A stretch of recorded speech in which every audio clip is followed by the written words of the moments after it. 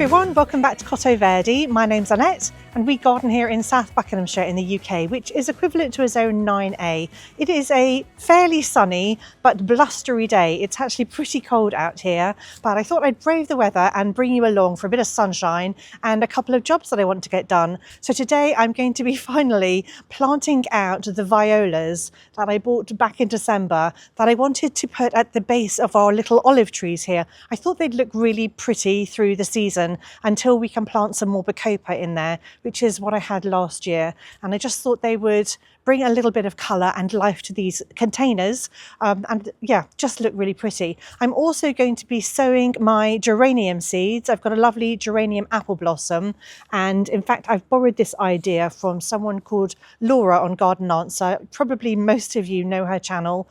She's a wonderful, incredible gardener with the most beautiful garden, and when I saw her sowing these seeds last year, I thought that's something that I want in my garden. So this is what we're doing this year. And then I'm also going to be just trimming away the leaves on the hellebores so that we can see the flowers more. And I thought I'd bring you along and show you how to do that in case you've got some hellebores and you're wondering what to do. So let's get started by planting up these violas. Pretty simple. I'm not even going to put any plant food in there because these are really hardy and they'll just get on with it. The compost in these containers was fresh last year anyway, so I think there's probably sufficient goodness in there to get them going. Or there really is a brisk wind and it's quite chilly, but I'm going to get this done quickly and then maybe I'll sow the seeds inside because they'll just fly away in this wind anyway.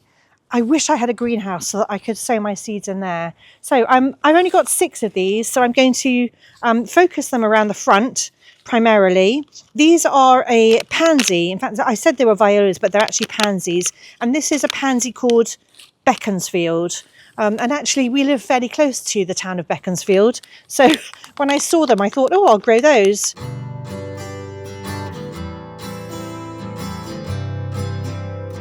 Actually, conveniently, it looks like I've got 6 spaces. So I've got 6 plants in each of these, and there are 6 spaces. So that works out perfectly. I should have remembered that, to be honest with you. And this pansy is a lovely white and purple colour, and I think it'll look really pretty with sort of the greyish foliage from the thyme and the rosemary that I've got here.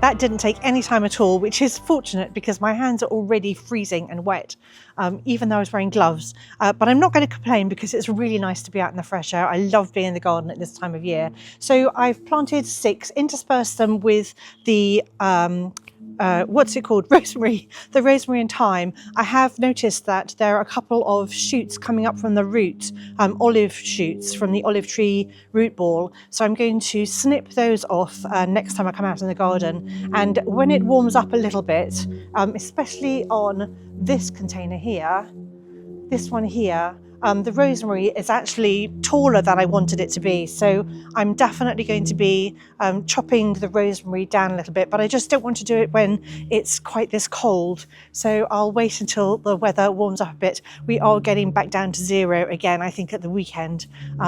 So it's just that time of year, January, but isn't it glorious?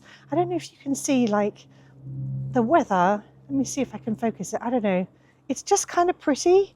It's really pretty at this time of year. I really love it.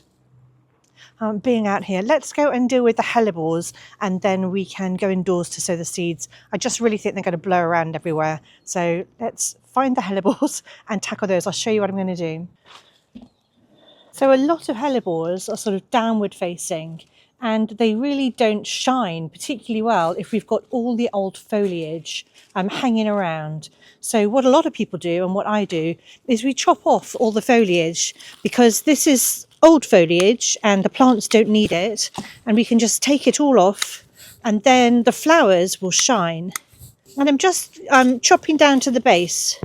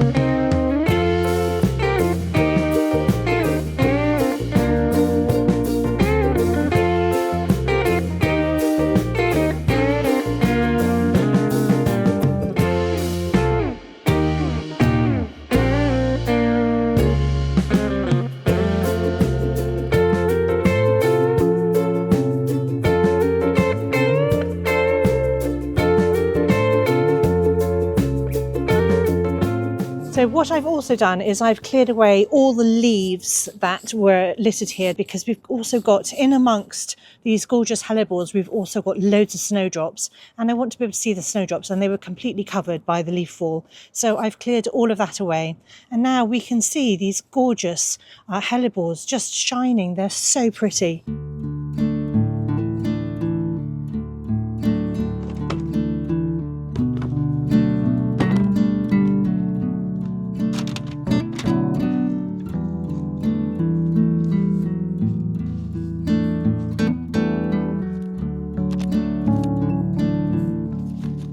I just want you to see the reality of how windy it was around the other side of the garden.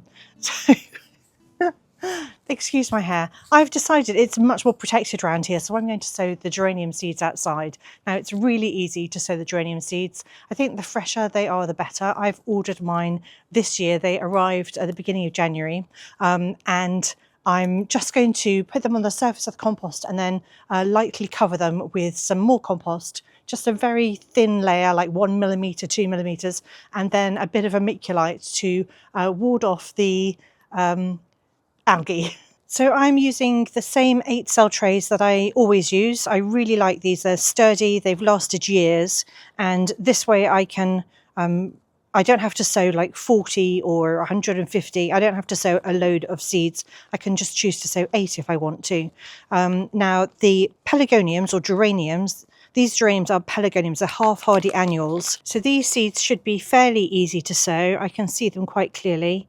I'm just going to drop 1 or 2 into whatever I can manage into each cell.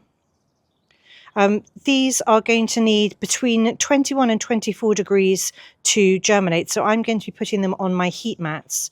And if you don't have a heat mat, you could put them on a windowsill above a radiator or just somewhere warm, and they should germinate really quickly. So sort of 6 to 10 days, maybe, you know, within a week. And the other thing to know about them is that they are going to be in flower between 85 and 100 days from now, which is really cool. So they'll be in flower early summer, hopefully. What I'm going to do is kind of oversow into each cell because I want to finish the seeds so that I have fresh seeds next year. And then what I'll do is I'll prick them out if they all germinate, which they should. So then I'm just going to very lightly cover the seeds with some more compost. And sprinkle a bit of vermiculite on top of that. The wind's blowing it everywhere. You don't have to use vermiculite, but I like to, and I have it available. So that's it. They're all sown. I'm going to bottom water these. Our taps are off outside because we keep getting freezing temperatures. So I'm going to bottom water them inside. I'll put them in a tray of water and let the compost just absorb the water that way. And then I'm going to put a domed lid on, a clear plastic lid, to make sure that the seeds stay moist. And then I'm going to put them on the heat mats in my seed starting room. Well, I really hope you've had fun with me as I tackled a couple of little jobs in the garden today. Nothing too strenuous, but just nice to get out in the fresh air, even though it's a bit chilly. Anyway, I hope you've enjoyed it. Thank you so much for watching, and I'll see you all next time.